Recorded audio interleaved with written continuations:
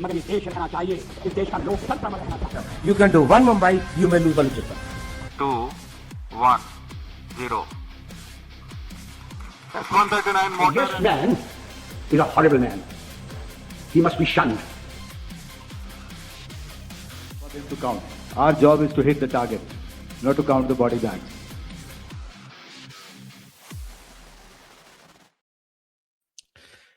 Imagine this. You are one of the most famous actors in your country. You won awards. You're a celebrity couple. Life is good. And then one day you're on a beach vacation. A boat pulls up, men grab you, and the next thing you know, you're sitting across from a dictator who tells you, "I kidnapped you because I want you to make movies for me." So, audience, this is not actually fiction. This is something that actually happened. And the man who ordered it, supposedly the famous dictator Kim Jong-il, who is the father of the current North Korean dictator. And, it's wilder than any Netflix drama. So, we are going to get into all of it today. But first, we're also going to talk about something that doesn't get enough attention, India's relationship with North Korea. Because India and North Korea, they actually have a history, and it's a little bit more complicated than most people think. So, welcome to the show, sir. Let's Yeah, begin. hi, Parth. It was a good beginning and quite interesting to know that we are talking about North Korea today. So let's start with something that's surprises most people. India and North Korea have had diplomatic relations since 1973. I believe this is the data. So over 50 years. Now, when most people think of India's foreign policy, they think USA, China, Russia, Pakistan. Nobody thinks North Hmm. Korea, but it is there. Okay. It does exist, right? Uh, Hmm. and exactly. So there is a reason for that. So let's break it down. So during the Cold War, India followed its famous non-aligned movement policy, meaning you don't pick sides, you talk to everybody. So India maintained embassies and ties with both North and South Korea. That was the whole idea. Stay neutral, keep doors open. And wouldn't you agree, sir? It makes sense kind of strategically. You keep relation with everybody and it works well. Yeah. Yeah. If you see, North Korea was always, supported by Russia and China, and South Korea is where US had its base. And US ensured that, South Korea gets all the military armament and all the support from the NATO forces so that it can counter North Korea's aggression. Right? And see, sir, absolutely. And here's the interesting bit. Okay, North Korea actually supported India's position on Kashmir in several international forums during the 70s and the 80s.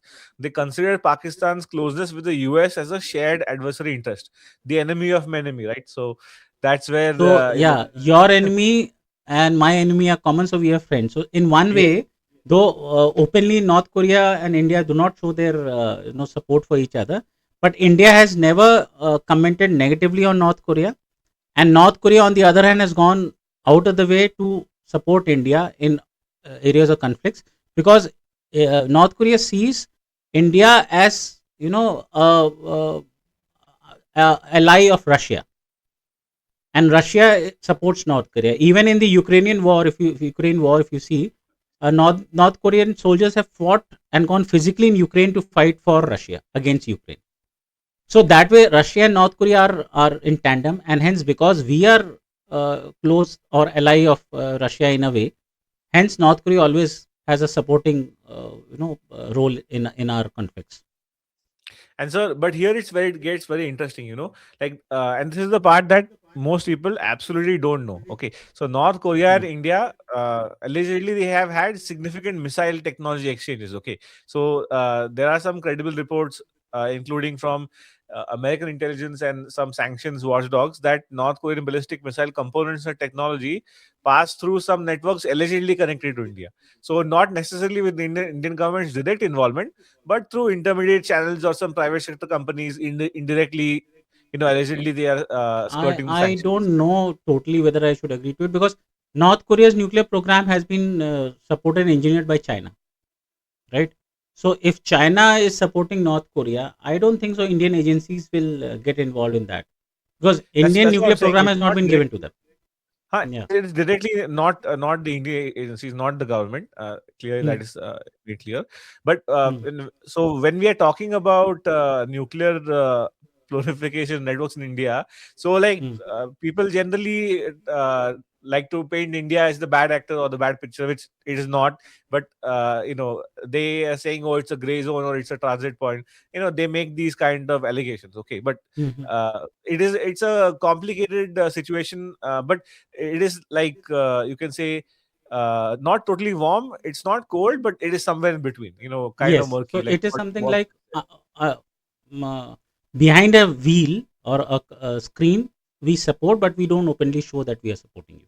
Yes, yes. So now, fast forwarding to today, after North Mm. Korea's nuclear test from 2006 onwards, India came under some increasing pressure from the West, particularly the United States, to distance itself from Pyongyang. And Okay. according to the different reports, India came under the pressure, but they did not budge. So India voted for actually sanctions against North Korea, which actually kind of damaged ties to some extent. Trade Hmm. also had dropped, and then generally high level visits which happened with leaders that just stopped. Okay, so Okay. people are arguing that India chose the US relationship with North Korea, which kind Hmm. of makes sense in India's position, right? But the nuance is here: India never completely severed the ties. The embassy in Pyongyang, for the Indian embassy, it's actually technically functioning. There are less people there, but India still maintains a position of engaging rather than isolating. I think our interests do not have any conflict with North Korea, because North Korea is more concerned with South China Sea and Japan and South Korea and China, Yeah, and we don't absolutely. see any engagement in that portion other than China's aggression. So we support the countries who are in one way under China's aggression. So that way we have no conflict of interest. That's why we don't Absolutely. find any our support wavering towards North Korea. Absolutely, and in this situation, there is one more fascinating footnote. Okay, so North Korea is one of the few countries that does not Mm. recognize South Korea as a legitimate state. Now, India recognizes both, which is Mm. already a diplomatic tightrope. So, and yet India's trade with South Korea is worth billions of dollars annually, like Yeah. Samsung, Hyundai, Kia. So they have such a huge presence in India. No, So Samsung, though they economic, are South Korean. uh, Yeah, they are South Korean. North yes, Korean yes, brands, yes, so any most of them are South yes, Korean. that's Hyundai. right. Yes, Yeah. right. So economically, India is completely related towards South, like Seoul, which is South Korea. But Hmm. diplomatically, it keeps the Pyongyang door slightly open. So this is the one of the example of classic Indian foreign policy. You know, Yes. so Yes. so we don't shut So the that is door a on mature anybody. So policy. Yeah, that is a mature yes, policy, because our friends are friends with North Korea, so we can't be against North Korea vocally, and it does not serve our interest. North Korea has not done anything which is detrimental to our growth. So correct, why should we openly uh, try to discredit North Korea of its what doing?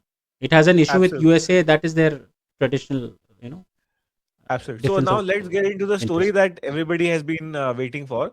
Okay. At least maybe this is my open source information. Maybe the audience can check it, but for the purpose of this conversation, this is it. So Hmm. this is the year 1978 in South Korea, right? There are two main characters in our story who are the most glamorous couple in Korean cinema at the time. Okay, that is, Okay. and please, audience, if I say the name wrong, please excuse me. So the name is Shin Sang Ok. He's a legendary film director. You can think of him as a Steven Spielberg of South Korea in that time. Era. He had Yeah. made over 60 films. He had his own production studio, and his wife Okay. was Choi Eun-hee, his wife, and or she was one of the most celebrated actresses in South Korean film industry. You know, glamorous, beautiful, talented, and famous. They were at that time the power couple of Korean entertainment. So the Bollywood equivalent would be something like Karan Johar kidnapping, maybe being kidnapped with Deepika Padukone if they were actually a couple. But that level of fame Okay. that they are talking about, right? Like a director and like a actress. So. Okay. Uh, so their marriage had a rough patch, but they had separated and they were living professionally. At least this is what it seemed like. So the wife receives an invitation. Somebody tells her that there's a, potential film project being discussed in Hong Kong. So it's a business opportunity. So she goes, and then she arrives in Hong Kong in January 1978, and she meets some people. So they take her to a boat for what seems like a very casual meeting, but the boat doesn't stop. So in 1978, if there's somebody sitting in a boat, doesn't stop, like what's going on, right? So Hmm. she had no reason to suspect anything. She was a well-respected figure, and she thought that maybe she's going to meet some industry contacts. But by the time she realized something was wrong, she was in international waters.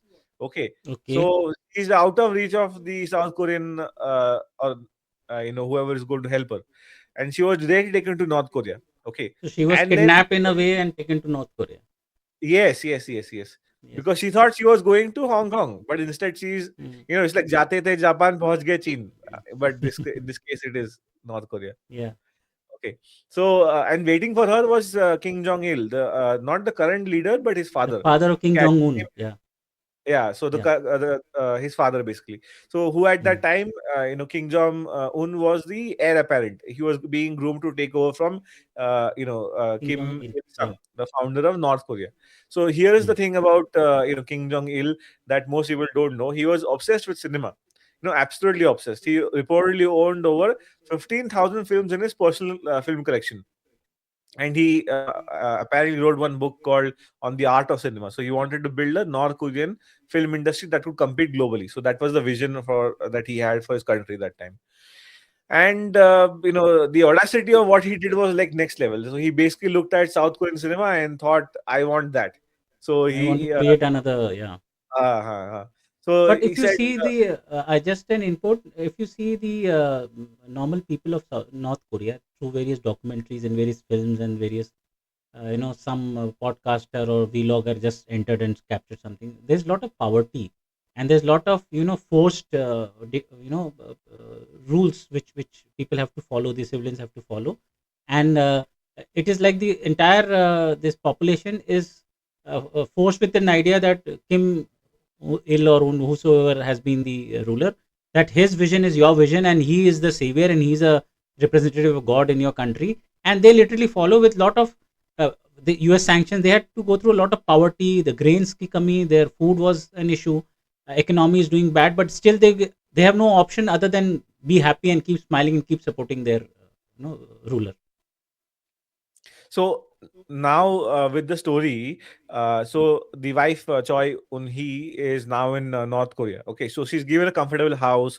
It's nicer than a Hmm. prison, but she can't leave. She's under house arrest. Okay, so she has Hmm. Hmm. minders, people who look after her. Then on the surface, she's given good food, good clothes, and everything. But she's a captive. It's Hmm. very obvious that she can't go anywhere. She's a prisoner, Yeah. and she doesn't know what's happening back to her husband in Seoul. Okay, so meanwhile, her husband is desperately searching for her. He's reporting to the authorities. He's making noise in all the right places, and he gets a tip. That somebody says that Choi might be in Hong Kong. So he flies to Hong Kong, and the exact Hmm. same thing happens with him. So Okay. they ran the same play twice. They went on the husband, and then they captured him. So So to same hang the kidnapping operation happened with him also. yes, Hmm? again with the husband, same kidnapping operation happened. Okay, so and that's bold. Okay, it's a bit cold blooded, but it's bold. Okay, so um, so Dictators are always bold. yes. Yeah. So Shin, the husband, is taken to North Korea. But here's the Hmm. twist: unlike Choi, who is somewhat accepted in the situation, Shin tries to escape twice. Okay, both times he's caught, and as a punishment, he was sent to a North Korean political prison camp for 4 years. 4 years of Okay. forced labor, near starvation conditions. Right. So this Hmm. man went from directing movies in a studio to a labor camp because the dictator wanted a personal filmmaker, and that seems to Okay. be genuinely horrifying thing. So, Okay. from a case of a extreme state-sponsored kidnapping, is one of the most extraordinary stories that are being heard. So now here is the dramatic twist. Okay, so Hmm. uh, where it feels like completely it's unbelievable. Okay, so after all these 4 years in the camp, Shin is released. He's broken physically, but he's not broken mentally. So he has his wits in his mind. And Kim Jong Il does something extraordinary. He sits down with both of them. Okay, and Okay. together he apologizes. He explains, I needed you here, your talent. I'm Situations sorry and for how it conditions. was Yeah. done and everything. And then he gives them a Mm. new film studio. Like he gives them the budget, some creative freedom, and says, "Okay, go make movies for me." So basically, he kidnapped them, imprisoned them, and then became their producer. So Their King boss. Jong-il was Huh? here. Yeah. He was playing out the world's most dangerous Harvey Weinstein. So Harvey it's Weinstein a को भी. Oh, yeah. so it's a very unhinged comparison, but totally not wrong. But in a similar way, right? So Yeah. Shin and Choi. So what do they do? Like they make movies, right? So but what else can they do? So they made 7 movies or 7 films in North Korea, including a film Mm. called Pulgasari, which is basically a North Korean monster movie. It's like Korean Godzilla. So in Okay. North Korea, it became like a cult classic. Okay, so Mm. even I've never heard of this. Okay, so very interesting Mm. part about them. So here's the thing that Kim Jong Il trusted them. So over time, he gave them more freedom. They traveled internationally to promote the films. Now that was his biggest escape, mistake. So the climax here. Okay, so in 1986, 8 years after being kidnapped, Shin and Choi are in Vienna, Austria, for a film Okay. event. They have these North So. Korean minders with them as always, but Mm. for a Mm. brief window, they managed to slip away from their handlers. Right, they literally Mm. ran into US embassy in Vienna and asked for asylum after 8 Okay. years. Okay, so they Okay. waited, played the long game, built trust, and they bolted the moment they had a window. I think that's Mm. pretty incredible discipline. So one has to think about the psychological strength that is required. So Yes. 8 years of Yes. pretending that everything is fine, making movies and everything else, smiling at Kim Jong Il's parties, all waiting Mm. for a single moment of freedom. So North Korea, of course, they had claimed they had defected voluntarily and were CIA agents. CIA agents, like classic move that they like to claim, They right? were So prisoners of Kim, na? So what could they do? yes. Mm.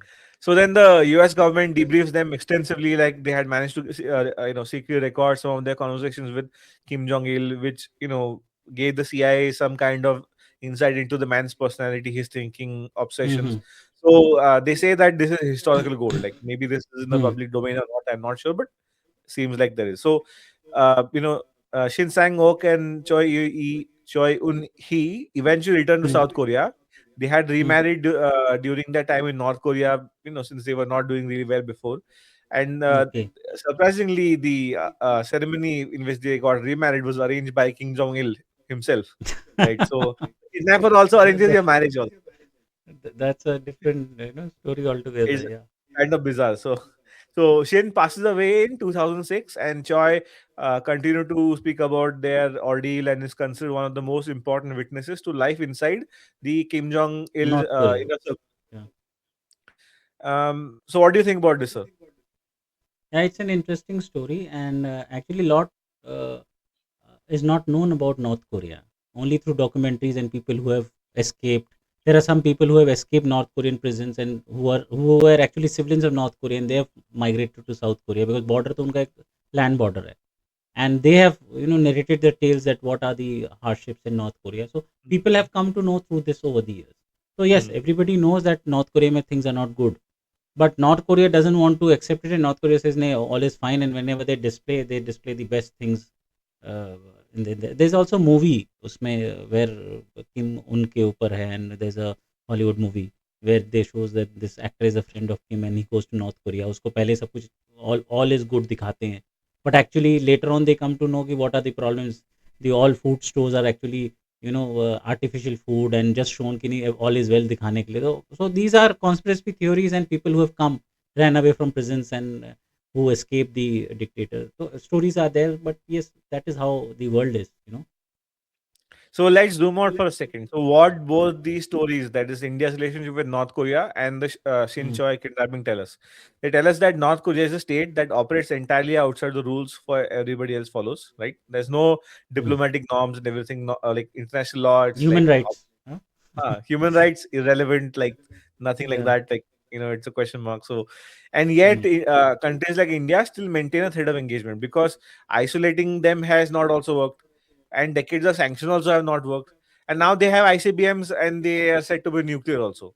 if you Okay. see the same policy India adopted for Taliban also. Initially, it was like we will wait and watch, but then they realized Taliban is running, and we cannot do without Taliban if you want to do business with Afghanistan. So they had to, in one way, unofficially recognize Taliban, and then we are doing business with Taliban. So it is like if somebody is being run by a country of a dictator, is running a country, then you have to automatically do business with them, and you accept their existence. You can't challenge them, right?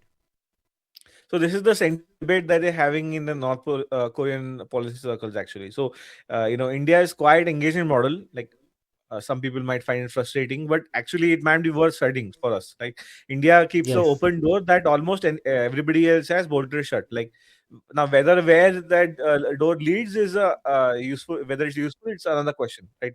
And that's why North Korea, despite being a small, tiny, isolated, economically broken country, remains one of the most complex geopolitical puzzles on the planet. So, To uh, you know, in the to end it all, let me tell you one thing, that US never challenges North Korea. North Korea में nuclear missiles है, North Korea से पंगा नहीं लेता है US. It never, the way it is behaving with Iran, any country which has not developed its nuclear missiles, उससे US takes all the पंगा. But with North Korea, which has shown the capability of nuclear missiles, and it has ICBM which can strike US.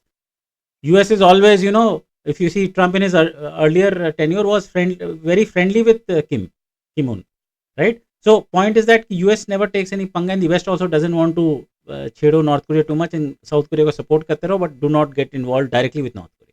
Do not, anger North Korea in a way that it can attack you, because they assume कि ये पागल आदमी कुछ भी कर सकता Rocket Man will actually fire. है. Yeah. So So it's a nice okay, story. Yeah, yeah, and you brought so out. that's it for today's video. But so we covered. Let's summarize, and we covered India's 50-year-old relationship with North Korea, the trade, the missiles, some kind of strategic ambiguity. We also told the story of Shin Ok and Choi Eun-hee, arguably the most insane kidnapping story that you've probably heard of, right? So if you Yes. want to go more deeper on this, there's some documentary called "The Lovers and the Despot" from 2016.